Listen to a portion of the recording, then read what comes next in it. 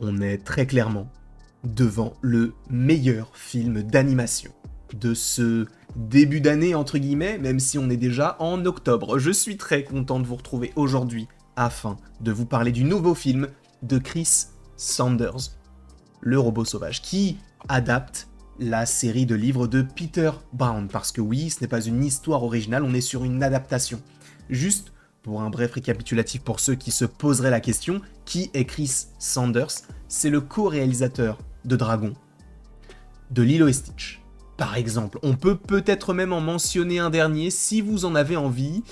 On peut mentionner par exemple Les Croods. Bon, après ce n'est pas forcément le film qu'on aurait pu dire en dernier, mais en tout cas il a été même scénariste sur beaucoup de films et notamment sur Mulan, sur Le Roi Lion, sur Aladdin. Bref, il a travaillé donc notamment du côté de Disney.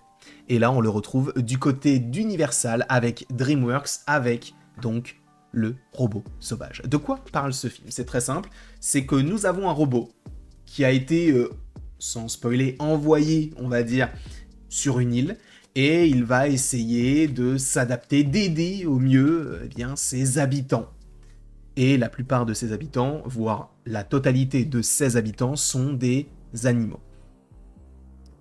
Visuellement, sincèrement, je ne vais pas vous mentir, c'est pour moi le plus beau film qui m'ait été donné de voir en animation cette année. Les lumières, le coup un petit peu artisanal, avec de gros guillemets, hein, j'entends, parce que on est vraiment sur un coup de pinceau, on est sur, on va dire, quelque chose qui se veut en soi rustique et, je ne dirais pas fini, mais on a ce côté de, on a une trace humaine derrière, ou en tout cas, c'est comme ça que je le ressens visuellement. Donc, encore une fois, de ce que l'on voit de ce film-là, c'est sincèrement magnifique. Et je pense que c'est même le mot qu'il y aura du côté de la miniature et du côté du titre. Parce que oui, ce film est magnifique en tout point. Visuellement, c'est génial. Surtout l'histoire. Vous me connaissez peut-être pour avoir pleuré devant le trailer de Black Panther et j'en suis très content. J'en suis très fier. Je n'ai rien à regretter d'avoir été moi-même durant cette réaction. Et je vous l'avoue, devant ce film-là, alors, je n'ai pas pleuré, mais les larmes sont montées. Et pas une fois, pas deux fois, 5 fois. D'accord? J'ai vu ce film avec Sébastien. Évidemment, je le salue et vous aurez la chaîne Nerds en description, tous les réseaux sociaux à suivre. N'hésitez pas parce que c'est très qualitatif. Il a aussi lâché sa petite larme. En vrai, ce film a été en grande partie dévoilé à Annecy. Alors, je n'ai pas pu me rendre lors de cette conférence parce que j'avais vraiment envie d'y aller, mais bon, je vais tout vous dire, j'avais une interview à ce moment-là, donc il fallait que je propose, enfin en tout cas que je fasse cette interview, donc je ne pouvais pas aller voir les premières images de ce film, mais j'ai eu des échos, notamment de Clarkson Flips. Et a priori, quasiment toute la salle a pleuré. Et je comprends parfaitement pourquoi. Tout simplement. C'est une belle histoire d'amour, d'amitié, on va dire de différence aussi en soi, que ce soit par rapport à Fink, donc le renard interprété de son côté par Pedro Pascal, que ce soit donc le robot Rose interprété par Lupita Nyong'o, ou que ce soit donc Jolibec, donc le petit animal que vous voyez dans les mains, donc le bébé oie. C'est génial. Après, si on a un défaut à donner à ce film-là, s'il y a un léger défaut, c'est que peut-être que ça va un peu vite. Voilà, j'aurais peut-être aimé que ce soit non pas un peu plus contemplatif, mais qu'on essaye d'étirer un petit peu le truc. Alors, il faut savoir que le film dure quand même 1h42 pour un film d'animation. C'est quand même assez conséquent, hein, parce qu'on n'est qu'à 18 minutes de 2 heures, et un film d'animation de 2 heures, j'en ai que rarement vu, hein, on va pas se mentir. Alors, il y a les Miyazaki qui arrivent à tenir ça, mais parce qu'on est aussi sur du contemplatif, il faut le dire.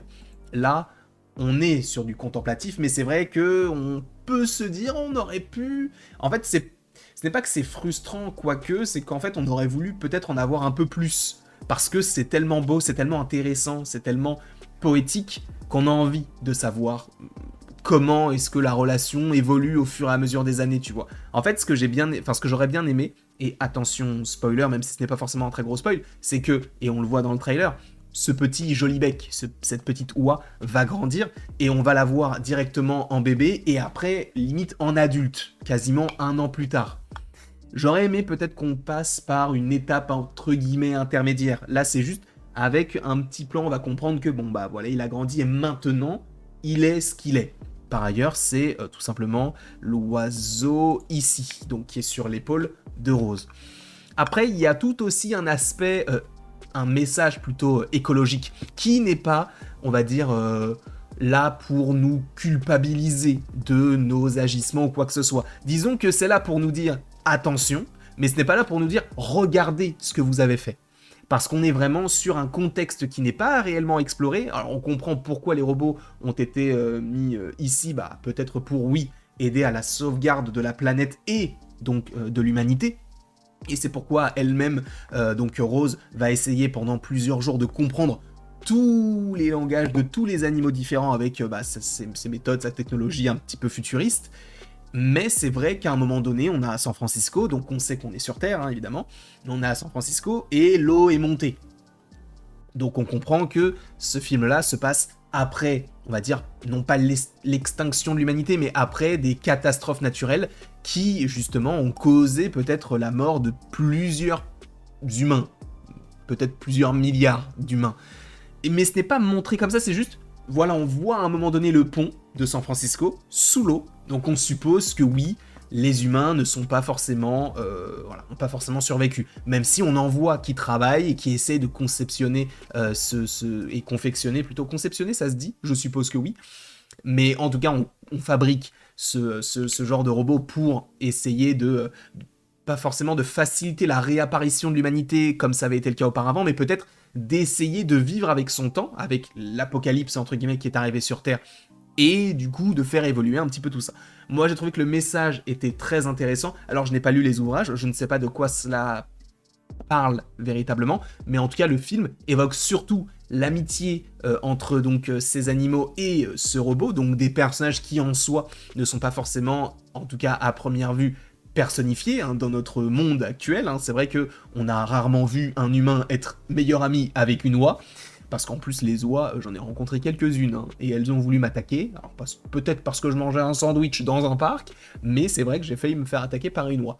Et du coup, on a aussi un robot qui, par conséquent, est une création, n'a pas réellement de sentiments, mais au fur et à mesure, Rose ne va cesser d'évoluer parce que justement, on va avoir ce côté maternel qui va ressortir, et c'est ça aussi que moi j'aime bien dans ce genre de projet, qui peut en soi faire référence, ou en tout cas peut nous faire penser à Wall-E, dans un certain sens, c'est que les robots sont souvent plus humains que les humains.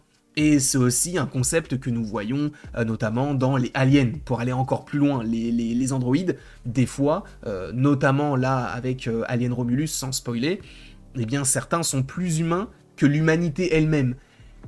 Donc, moi j'aime bien ce procédé-là, j'aime bien le côté de l'humanité a disparu, donc comment est-ce qu'on fait pour avoir un semblant de, on va dire, de vie et de sentiments et d'amour et d'amitié, du coup des principes qui sont eh bien, quotidiens à l'humanité, eh bien en créant des robots et en ayant des interactions avec les animaux.